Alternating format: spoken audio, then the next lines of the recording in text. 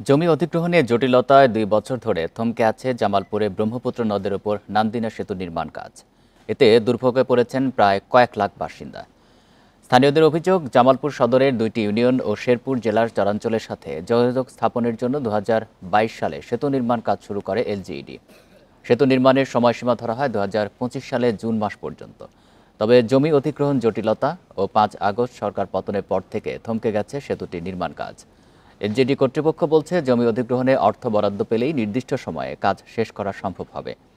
৬০৬ metre দৈর্ঘ্যের সেতুটির নির্মাণ ব্যয় ধরা হয়েছে ১৬০ কোটি টাকা।